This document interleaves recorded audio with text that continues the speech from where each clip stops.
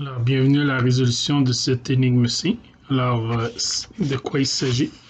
On parlait d'un télésiège que j'ai dessiné ici brièvement. Alors, on va dire que c'est les deux extrémités. Et la question, c'est de savoir combien il y a de sièges dans ce télésiège-là. Les informations qu'on nous donne, c'est que lorsque le siège 13 fait face au siège 25, à l'autre extrémité, le siège 112 fait face au siège 46. Et là, ce qui est intéressant ici, c'est de remplacer les valeurs par des lettres, des variables, pour généraliser une formule en même temps, pour que ce qu'on trouve, la solution, soit applicable tout le temps. Et là, il y a deux façons de faire. Et on va voir que les deux manières de faire arrivent avec des manipulations algébriques à la même formule. Alors, une façon de faire, c'est de dire, bon, entre 25 et 13, il y a combien d'écarts? Entre 25 et 13, il y a 12 sièges d'écart. Okay? Et puisqu'il y a un aller et un retour de manière symétrique, si on divise par 2, ça donne le nombre de sièges qu'il faut enlever, c'est-à-dire rajouter à 13, parce que la direction, je l'ai faite ici, hein, le télésiège va de même comme ça. Donc, soit à 13, on rajoute 6, ou à 25, on enlève 6. Dans les deux cas, on arrive à 19. Alors, 19 se trouve exactement ici. Alors, c'est ce que j'ai fait. Et de manière algébrique, en faisant 25 moins 13 divisé par 2, c'est comme si on faisait B moins A en parenthèse divisé par 2. OK. Et donc, une fois qu'on a trouvé le 6, qu'est-ce qu'on a fait? Soit on rajoute à A ou on soustrait à B. Bon, comme je préfère additionner que soustraire, j'ai donc fait 6 plus 13, 19. Et donc, de manière algébrique, c'est le résultat que j'avais, B moins A sur 2, plus A. Si je le mets sur le même dénominateur, hein, ici, A en demi, c'est 2A sur 2. J'ai moins A sur 2 plus 2A sur 2, ça donne A sur 2. Autrement dit, B plus A sur 2. Dans le fond, on aurait pu tout simplement faire 25 plus 13, 38. 38 divisé par 2, 19. On aurait eu le numéro du télésiège à l'extrémité ici, en faisant la moyenne des deux dans le fond. C'est ça que ça veut dire. On aurait pu faire la moyenne des deux. OK. Donc, à l'autre extrémité, c'est la même chose. Hein? 112 moins 46 divisé par 2. Alors, 112 moins 46 divisé par 2, c'est comme si je faisais D moins C divisé par 2. Ce résultat-là donne 33, que je rajoute à 46 ou j'enlève à 112. Donc, moi, j'aime mieux additionner, ce qui fait donc 46 ici. Je rajoute le 33, ce qui donne 79. Donc, de manière générale, je prends le C et j'additionne ce que j'avais ici, D moins C divisé par 2. Et donc, j'ai sur le même dénominateur 2C sur 2. Moins C sur 2, ça fait C sur 2. Donc, j'ai C plus D divisé par 2.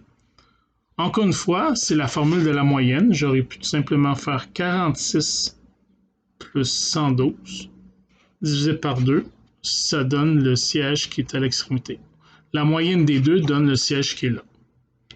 Oui.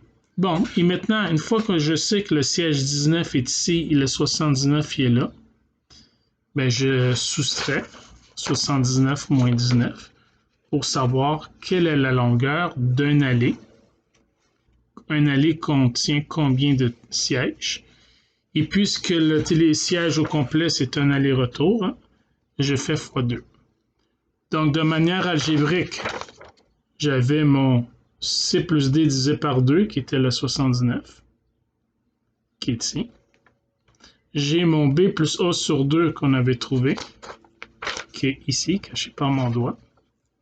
Je fais une soustraction pour trouver l'écart, x2.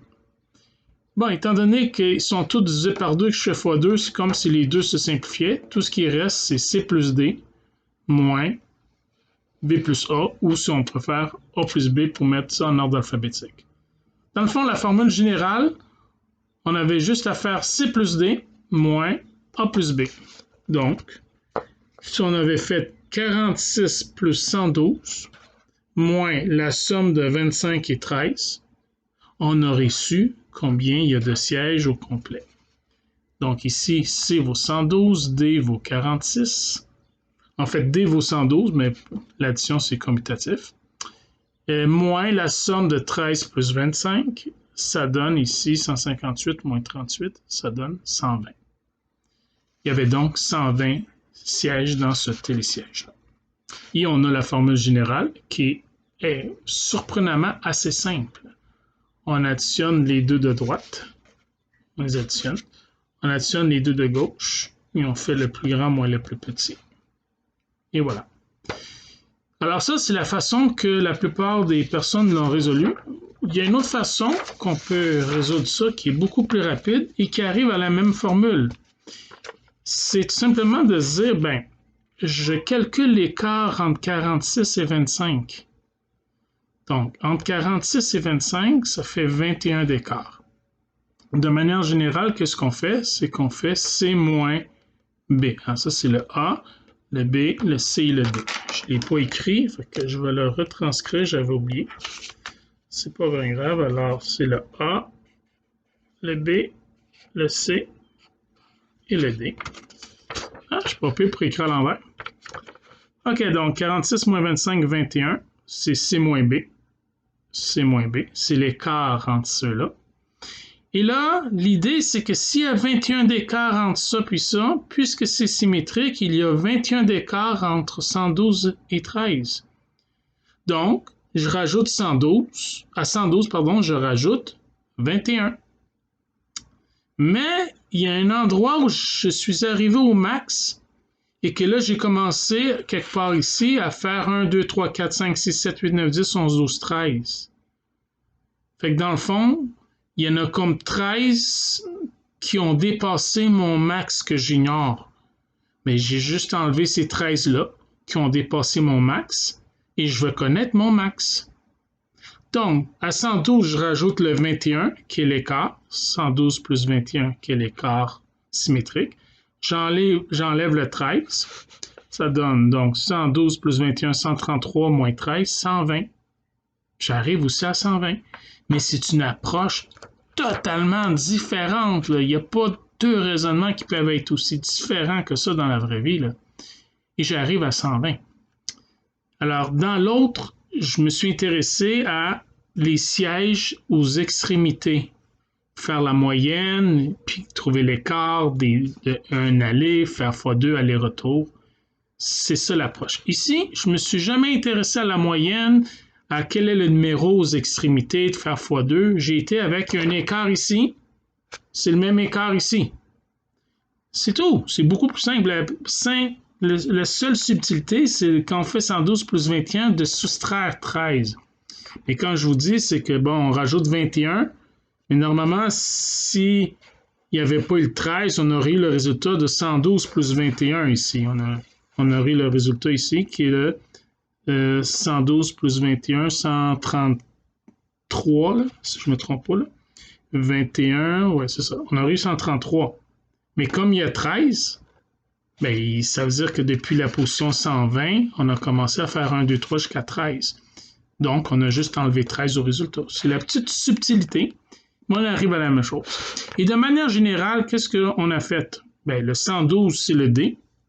Plus 21. Le 21, c'est, entre parenthèses, C moins B, l'écart entre ces deux-là. Et à la fin, j'enlève 13, qui est le A.